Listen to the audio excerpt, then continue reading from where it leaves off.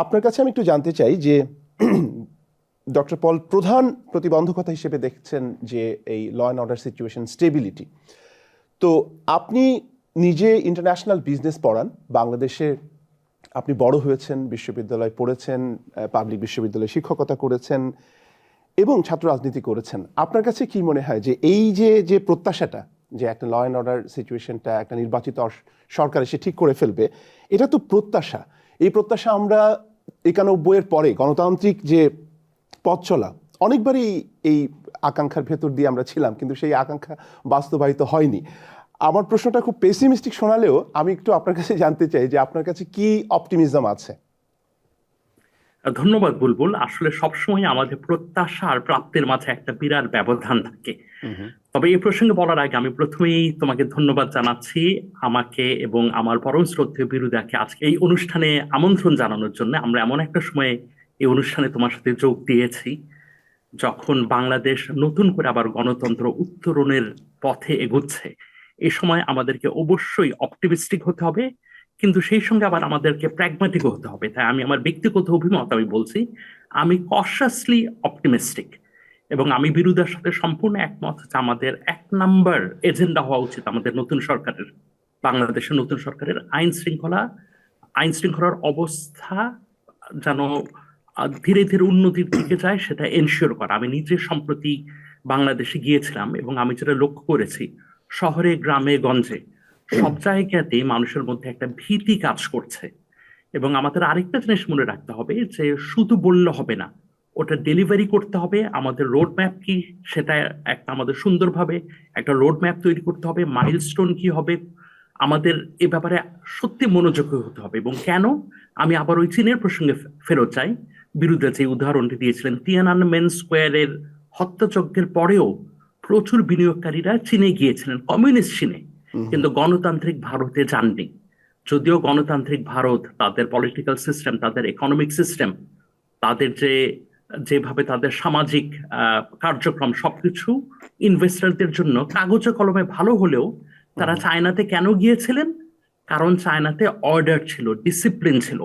ইনভেস্টররা তারা যতই গণতন্ত্রের কথা বলুক, যতই আইনের শাসনের কথা বলুক, সেগুলো বাস্তবে তারা খুব একটা আমল দেন না। বাস্তবে তারা সেখানেই বিনিয়োগ করবেন যেখানে তারা কাজ করতে পারবেন। সুতরাং law and order, restoring law and order, that should be the top priority of the new government. এই ব্যাপারে আমি বিরুদার সাথে সম্পূর্ণ একমত। তবে ল অ্যান্ড অর্ডারের সাথে সাথে আরো কিছু ফ্যাক্টর জড়িত আছে। কখন মানুষ আইন নিজের হাতে তুলে নেয়? যখন মানুষ ফ্রাস্ট্রেটেড হয়ে পড়ে, যখন তারা সামনে কোনো আশার আলো দেখে না, যখন কোনো কাজ নেই, যখন পেটে ভাত নেই। তাই নতুন সরকারকে অবশ্যই এই যে দ্রব্যমূল্য স্থিতিশীল করা, সে ব্যাপারে সচেষ্ট থাকতে হবে। নতুন কাজ তৈরি করতে হবে। জুলাই আন্দোলন কেন শুরু হয়েছিল? এটা যদিও কোটা সংস্কার বিরোধী আন্দোলন হিসেবে প্রথমে শুরু হয়েছিল, সেই আন্দোলনের একটা মূল কারণ ছিল যে নতুন করে কর্মসংস্থান তৈরি হচ্ছিল না। এখন যদি আমাদের নতুন করে কর্মসংস্থান তৈরি না হয়, যদি অর্থনীতিতে প্রবৃদ্ধি না আসে, আইন শৃঙ্খলা পরিস্থিতির উন্নয়ন হবে না। এই প্রত্যেকটা ফ্যাক্টর তারা সব ইন্টার রিলেটেড। এবং বর্তমান সরকারের আরেকটা যেটা বড় সমস্যা বা চ্যালেঞ্জ হবে আমি মনে করি, তারা নিরঙ্কুশ ভাবে বিজয়ী হয়েছেন। আমার জানা মতে 212টি আসন এবং সম্ভবত আরো কিছু আসনে বিজয়ী হবেন। এটা এক অর্থে ভালো, কারণ তাদের জনগণের ম্যান্ডেট আছে, তারা অন্য দেশের সাথে ভালোভাবে নেগোশিয়েট করতে পারবে, আরো বলিষ্ঠভাবে রাজনৈতিক সিদ্ধান্তগুলো নিতে পারবে। কিন্তু আবার নিরঙ্কুশ সংখ্যাগরিষ্ঠতা পেলে ইতিহাস আমাদেরকে যা বলে, রাজনৈতিক দলগুলোর মধ্যে একটা আত্মম্ভরিতা চলে আসে, একটা অ্যারোগেন্স চলে আসে, করাপশন চলে আসে। ওই যে একটি কথা আছে না, power corrupts but absolute power corrupts absolutely. এই জিনিসগুলোর দিকে বিএনপিকে লক্ষ্য রাখতে হবে। আরেকটা যেটা বাস্তবতা, গত 17 বছরে বিএনপির উপর এমন ধরনের অত্যাচার হয়েছিল যে দলটি তেমন ভাবে গড়ে উঠতে পারেনি। ইট ওয়াজ টোটালি ডেসিমেটেড। অনেক উপরের উঁচু স্তরের নেতৃবৃন্দ যারা আগে ছিলেন অনেকেই মারা গিয়েছেন, অনেকেই আজকে বয়সের ভারে হয়তো আগের মতো কাজ করতে পারবেন না। বিএনপিতেও কিন্তু এখন সেরকম যোগ্য ভালো দক্ষ লোকের অভাব আছে। এত সব চ্যালেঞ্জের মধ্যে আমাদের আইন শৃঙ্খলা পরিস্থিতির উন্নয়ন করা এবং একই সাথে অর্থনৈতিক উন্নয়ন উন্নয়নের বাস্তবায়ন, এই দুটো জিনিস অত্যন্ত দুরূহ কাজ হবে।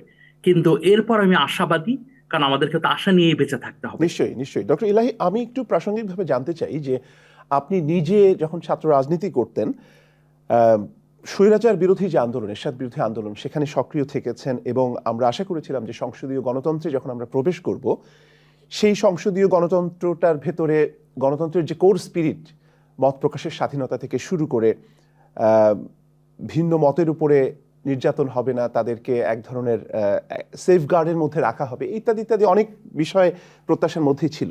কিন্তু আমরা গণতান্ত্রিকভাবে নির্বাচিত সরকারকে স্বৈরাচার হতে দেখেছি। এখন আজকের শনিবারের যে প্রেস কনফারেন্স তারেক রহমানের, সেখানে তিনি একটি জায়গায় উল্লেখ করেছেন যে ফ্যাসিবাদ যাতে ফিরে না আসে। তো এখন প্রশ্ন হচ্ছে যে ফ্যাসিবাদ আগামীতে ফিরে আসবে না, সেটার কি কোনো গ্যারান্টি আছে? মানে আমাদের যে অভিজ্ঞতা সেটির উপর ভিত্তি করে যদি একটু বলেন। আসলে এই গ্যারান্টিটা কেউই দিতে পারবে না। আমরা যদি অতীতের দিকে ফিরে তাকাই তাহলে আমরা দেখব বারবার আমরা আশার আলো দেখেছি, আর বারবার সে আশার আলো মুখ থুবড়ে পড়ে গিয়েছে। We had several false dawns আমি বলবো। কিন্তু এরপরেও আমি আশাবাদী, কারণ যে কোনো একটা জিনিস অর্জন করতে গেলে, বিশেষত গণতান্ত্রিক ব্যবস্থা, গণতান্ত্রিক মাইন্ডসেট, এটা তো আর রাতারাতি অর্জন করা সম্ভব নয়। এটি একটি দীর্ঘ প্রক্রিয়া। আমরা যদি অন্যান্য দেশের দিকে তাকাই, আমরা ফ্রান্সের দিকে তাকাই, তাদের বিপ্লবের পরেও শত শত বছর লেগেছিল, তাদেরও কয়েকটা রিপাবলিক হয়েছিল। এমনকি আমি আর বিরুদ্ধে এখন যে দেশে বসে আছে আমেরিকা, সেখানে আজকে গণতন্ত্র অনেকটাই বিপন্ন। বাংলাদেশে একটু সময় লাগবে। আর গণতন্ত্র শুধু রাজনৈতিকভাবে সম্ভব না যদি না এটার চর্চা পারিবারিকভাবে না হয়, যদি না এটার চর্চা প্রাতিষ্ঠানিকভাবে না হয়। এই যে গণতান্ত্রিক মাইন্ডসেট, সেটা আনতে হলে আমাদের কিছু, কি বলবো, মানে আমাদের পলিটিক্যাল কালচারের কিছু পরিবর্তন অবশ্যই অত্যাবশ্যকীয় আমি বলবো। কিন্তু পলিটিক্যাল কালচার চেঞ্জ করা অতটা সহজ নয়। জি, এটা সময় লাগবে। কিন্তু আমার মনে হয় যদি নতুন সরকার কিছু বলিষ্ঠ পদক্ষেপ প্রথমেই নেন এবং তারা ইফ দে সেট এক্সাম্পলস, তাহলে সেটা মানুষকে অনুপ্রাণিত করবে এবং ধীরে ধীরে এটার পরিবর্তন হবে। সুতরাং আমি আশাবাদী আগামীকালই সবকিছু হবে না, কিন্তু এই সরকারের যখন মেয়াদ শেষ হবে ততদিন আমরা আমাদের যা প্রত্যাশা তার যদি আমরা 30% অর্জন করতে পারি, আমি সেটাকে মনে করবো একটা বিশেষ সাফল্য।